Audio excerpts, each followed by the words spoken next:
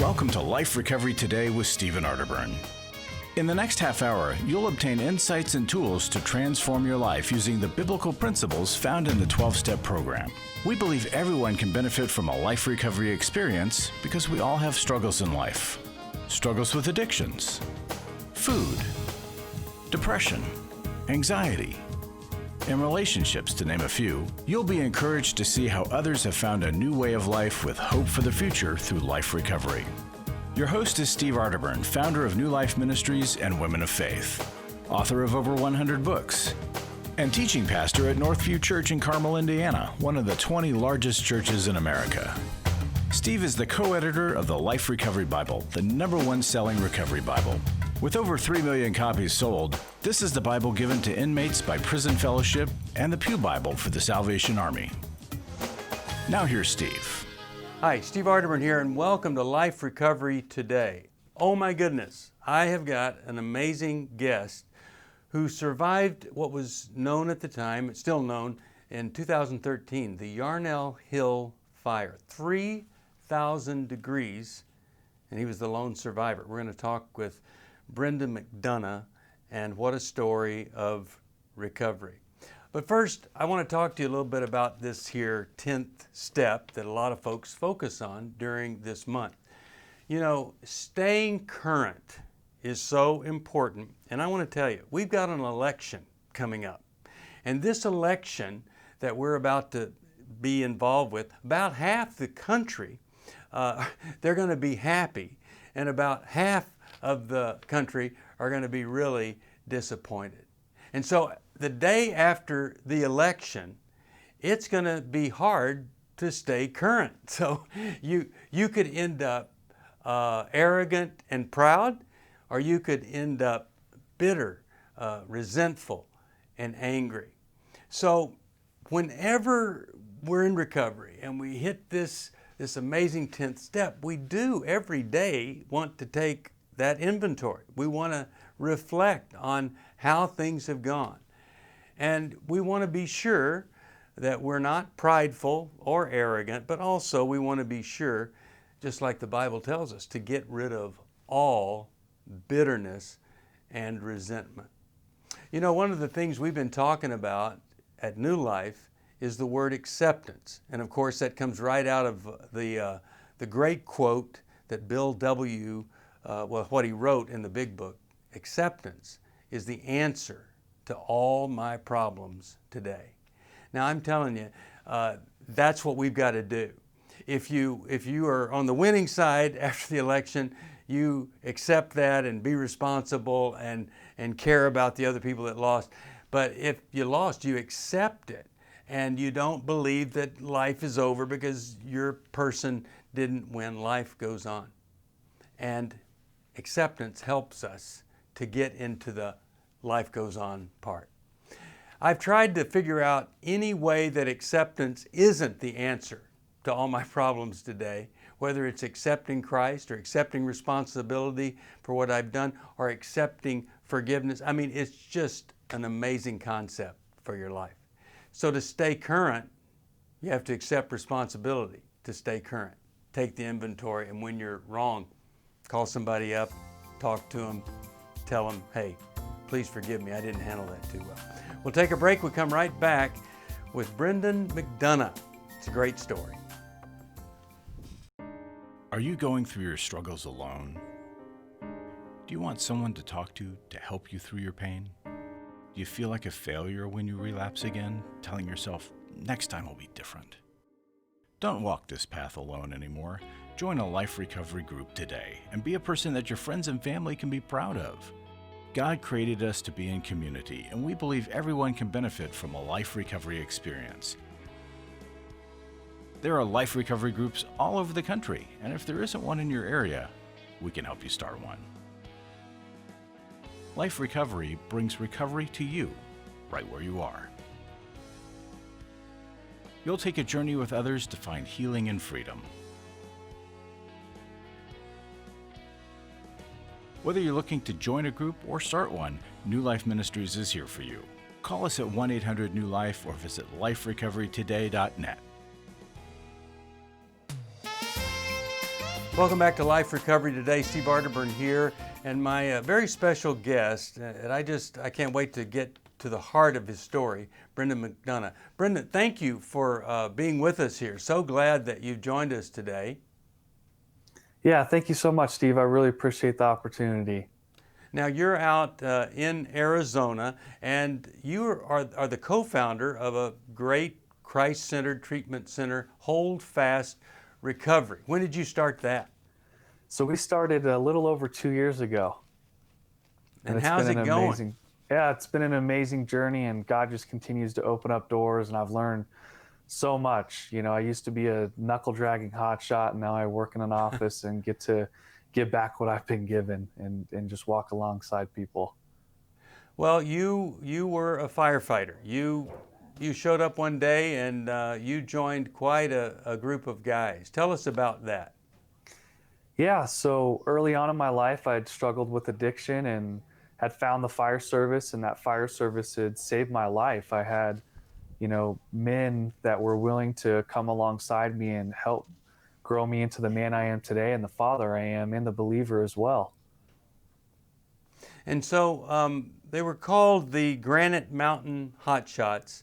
And 2013, this Yarnell Hill fire comes up, and you're all fighting this thing together. You and 19 other men, is that right? Yes, sir. So tell us what happened there. So we had arrived on the fire just like any other fire, and we're given a task and normal fire behavior. And as the day unfolded, I was asked to be the lookout. So I was separated from the crew and was watching over the fire. And through an unfortunate series of events, and the weather had came in and switched this fire around and brought winds of up to 60 miles an hour, and it started burning through the community, and my brothers were trying to get back to town to help, and they unfortunately were trapped and would pass away that day. 19 died, right? Yes, sir. And you survived. Mm-hmm. So could you just tell us some of the things that you went through as you reacted to that amazing, horrendous loss? Initially it was just so much shock and guilt and shame, because being an addict previously, I didn't feel like I deserved to live. Like my brothers were living such a good life, and they were fathers, a lot of them as well, and believers, and it just didn't make sense in my head. And, addiction would show up again in the form of alcohol and prescription pain pills, along with PTSD and a lot of suicidal thoughts. And so I suffered for many years after that tragedy, going through grief and loss and from the disease of addiction and just that mental piece of the PTSD and depression and anxiety. Now, this was 2013, and so there's a lot of help available for someone going through what you're going through. I doubt there's anybody on the face of the earth that could truly understand how that must have felt and all. Here's what I'm going after. Why wasn't anybody able to reach you during that time? I'm sure people wanted to help you. They tried to point you the right direction. But why was it that just nobody for a long time was able to connect with you enough to where you would say, okay, I'm going to go do that?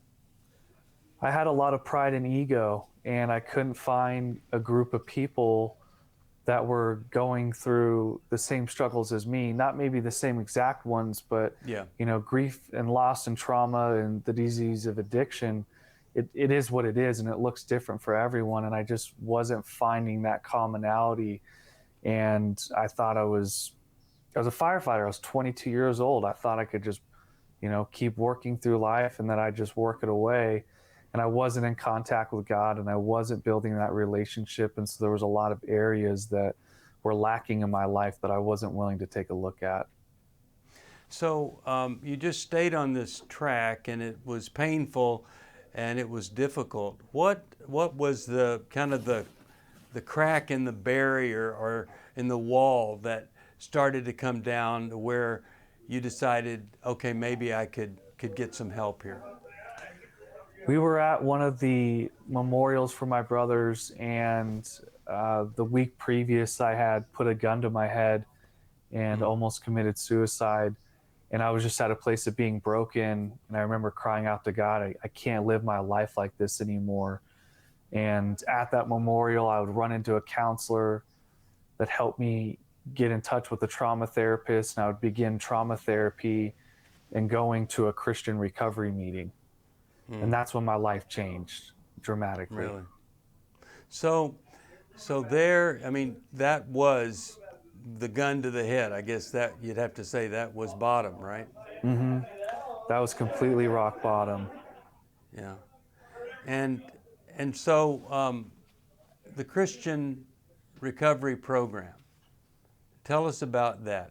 How did that feel, going from, you know, I'm in trouble, I have no desire to live, to, okay, I'm gonna sit down with some Christians and try to start recovery? Yeah, so I had a pastor from my youth that was meeting with me and kind of just had no pressure. And he'd always invite me to this meeting, and he'd say, hey, Brendan, we're starting up this meeting. And at the time I had written the book, and the movie was going to be coming out within the next year. And I just wanted to get my life together. And I remember going to that first meeting and sitting there and feeling a part of, like I haven't in years. You know, that fire service brotherhood is so tight knit. And I never thought I'd find that again.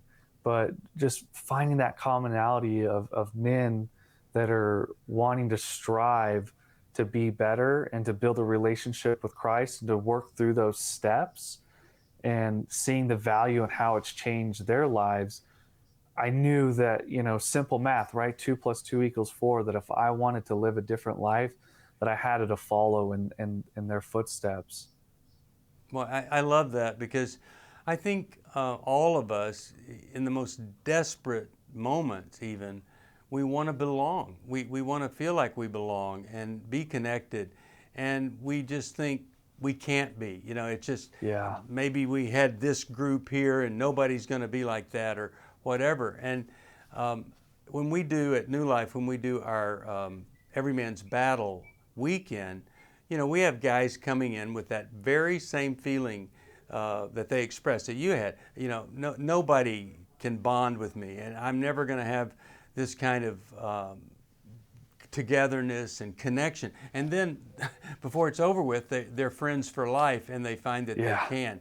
And it really is amazing. I think especially, I'm sure it is for women too. I'm not a woman, so I don't know, but for us men to find other men trying to get our act together, trying to do the right thing. I mean, it is so encouraging and empowering, and I'm so grateful you found that group. And so, how long ago was that? How long have you been in recovery? I've been in recovery for almost 3.5 years. Awesome.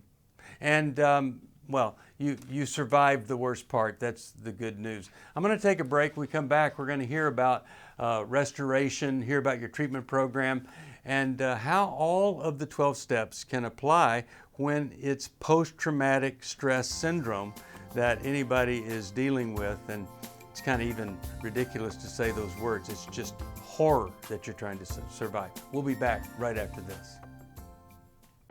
It's hard to find a trusted friend when you're in crisis, someone who's been there and understands, but who also has the training and skill to give you practical help.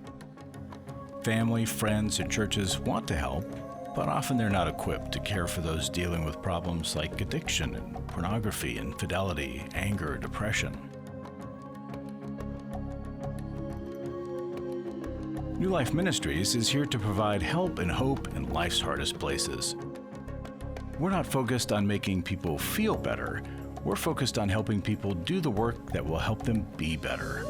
At New Life, we have resources available to help you, like books, DVDs, CDs, workshops, and our network of licensed counselors.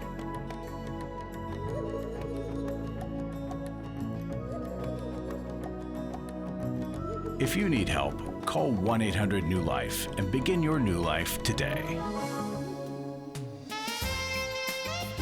Welcome back to Life Recovery Today, and I'll remind you, it's Life Recovery Today because, well, for a lot of people, tomorrow never comes.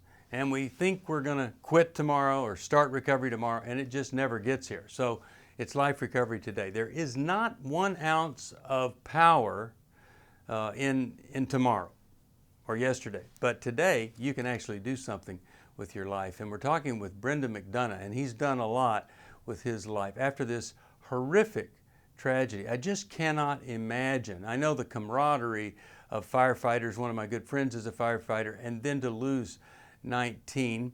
And so he hits bottom, he's suicidal, and he ends up in a Christian recovery group. So Brendan, since that first meeting, you've worked the 12 steps for addiction, but you had to do some kind of grief work to finally get beyond the loss of those 19 guys. Can you talk about the grieving process a little bit?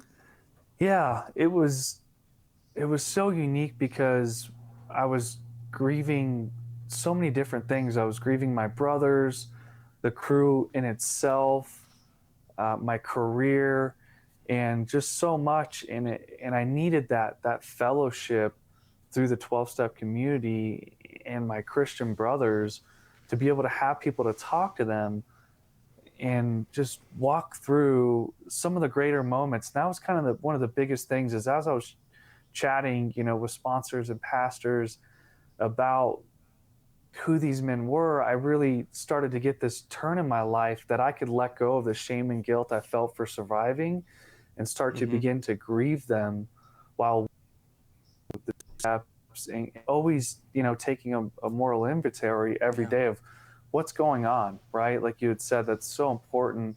And I held so much weight on myself, but then I was able to start to remember the good times. And that's what I continue to carry on. My superintendent, he was an addict, alcoholic himself, and he was in recovery. And so there was so much commonality, and I just wanted to make sure that I paid it forward for the opportunity that I was given. And then I found that same principle within our fellowship in the 12-step community that, once you go through the steps, you're not done, right? It's about going back and helping the next person. And that excited me. That was my purpose in life, is to help others as a firefighter. And so now I found this newfound love and brotherhood and camaraderie within the 12-step community and within our church. And it saved my life. There's no other way I could put it. And I didn't believe it could. I didn't believe it could work. I didn't feel like I was fixable. I felt like I was lost. I was the lost child that couldn't be helped. And I was wrong. And I'm so glad I was wrong. And I'm so glad I had those men around me to walk through, some of the deepest, darkest times of my life, and just to get honest and to turn it over to God and to really believe in what was happening in my life, because it was changing rapidly. When I said, God, I'm done, I don't want to do this, he put the things in my life to get the help. Well, and you're really tapping into some of the themes that I love to talk about. And one is that, people will say, well, a person can't get sober unless they're really ready, or, you don't want to force them to get help if they're not ready. But, my belief is if you could just get someone to show up at a meeting, and even if they don't think it's going to help, they show up, and then somewhere in them, even if they don't think it's going to work still, they comply. They just say, okay, this has got to be better than what I was doing. Okay, I'll do this stuff even though I don't think it's going to help. And so I love hearing you say, I didn't think it would work, but then you get caught up in the group and the steps and the process, and it really does make all the difference in the world. You walked around with this survivor guilt and this sense of shame, and you probably thought that's what you were supposed to do, and then you discover this whole other world. What's it like now as you're well into recovery and have continued to work the 12 steps? My life today is amazing. I have my trials and tribulations that I walk through, but I have that fellowship within the 12-step community that helps me and that keeps me accountable. And that is not just, it's not like a therapist relationship. It's not, they're not getting paid. They're doing this out of the kindness of their heart. And it's a true deep care, because that difference between sympathy and empathy, they can empathize with me because they've struggled with this disease as well. And to hear someone has, 25 years, 30 years, 5 years, even the newcomers, it just gets me excited to know that I'm a part of this, and that there's nothing that I got to do besides show up and put the work in. And all that's going to do is make my life better and make me a better father, have a closer relationship with Christ, and be a better employee for my company, and leading men to, recovery and to the 12-step program. It's radically changed my life, and I wouldn't change it for the world. God has walked me through this, and he's given me an opportunity to turn my scars into a story to share with others, and a message of hope that the steps work. Yeah. A relationship with God, it works. And that's how we stay sober, and that's how we find that joy. When you have kids and you're married, tell me about when did that happen? So I had my first daughter at the age of 19, right before I got hired in the fire service. Okay. And then after the tragedy, I had met my now wife, and she had a daughter as well. She's a year older than my daughter, and she's my daughter too. We have her full time, and I'm just so blessed to have her in my life. And then within the last year, we had our own son. And so we've got 3 kids, and it's been beautiful. And to be in recovery, and for my kids to see that example of what it looks like to live life, and to know that I have people that I can call on at any point in time within that fellowship, is so important. And I think it's so valuable for them to know that when daddy's gone from home, it's not drinking anymore. It's going to meetings, and it's going to Bible studies, and it's going to better myself so I can be the best man possible for them and for those I serve. Well, you're a great inspiration, and a lot of people are struggling, and whatever they're struggling with, it's really nothing compared to what you've been through. We've got about a minute. Tell us about Hold Fast Recovery. Tell us about your treatment program. Yeah, so I got sober. I was 6 months sober, and I didn't know what I was going to do with my life, and the movie's about to come out, and I didn't want to waste a platform that I was given. And so I had this prayer of, God, show me what you want me to do. And he said, hey, open a treatment center. I'm thinking to myself, wrong person. And I start talking with some of my, brothers in recovery, and they're saying, Brendan, this is such a need. There's so many people out there that are struggling, and especially within a Christian aspect, that need this. And so from that moment, I wanted to make it happen. And from that day forward, it was 9 months until we opened up. We've been open up for 2 years. We serve men all over the country. We're expanding to a female program in the near future as well. And, we have a 90-day program with aftercare. So it's long-term care. We not only focus on the Christian aspect, but we deal with trauma. We work with a lot of first responders and veterans and civilians as well as the 12-step community. It's so important for our guys to find a sponsor and a mentor, and to get involved and to be a part of that process, because history tells us that that's what's proven to keep us a life sobriety.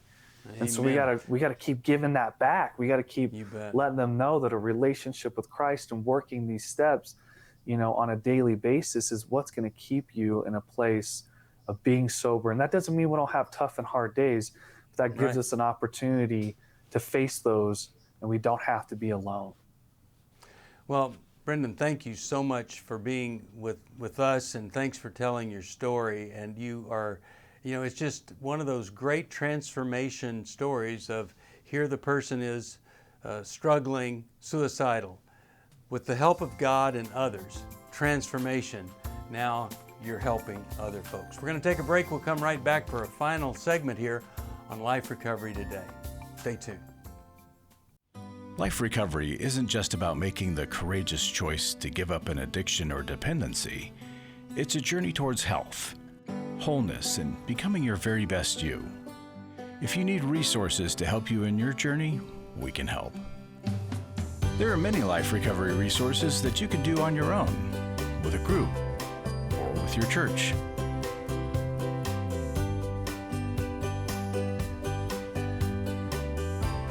We have Bibles, workbooks, and devotionals that you can use to work your recovery right where you are. That's the beauty of life recovery.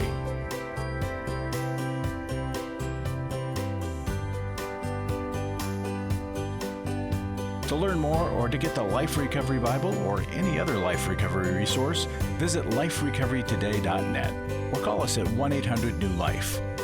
1-800-NEW-LIFE.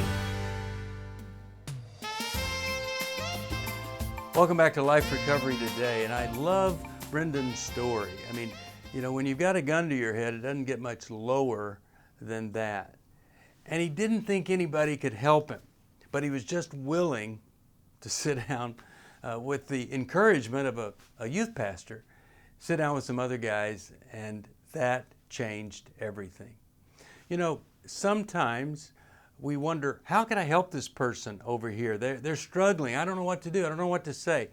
Here's what I think is one of the best things you can say, and Dave Stoop and I have been doing this for a long time. You say, hey, how about going to this speaker meeting with me where people talk about recovery? You know, they don't have to say anything. They sit there and listen to a great story. Usually it's pretty funny. And they find other people that are struggling but have found victory. So I think one of the great things to do is just say, hey, come go to a meeting with me, versus you ought to go to some kind of meeting. I'm reminded about the Olympic runner when asked how he was so successful in racing. He said, I forget every defeat as I'm about to run the race, because that might cause me some kind of distracting fear. He said, I forget every victory that I've ever won, because that might create some kind of arrogance or overconfidence. He said, all I do when I run a race is I just keep my eyes focused on the tape. Well, the tape for us is heaven. So let's don't get so caught up in the worldly stuff that we forget to focus on heaven. Because really, we're recovering to get to heaven. And when we accept Christ, we get to heaven. Thanks for joining me for Life Recovery Today. I'll see you next time. Thanks for joining us for Life Recovery Today with Stephen Arterburn. We hope this program has helped you integrate God's truth and wisdom into your recovery journey. This program is brought to you by New Life Ministries, and it's your support that keeps this program on the air. When you contact us for any reason, be sure to let us know that you watch on NRB. Call us at 1-800-NEW-LIFE or go to liferecoverytoday.net. Please join us again next week for more Life Recovery Today.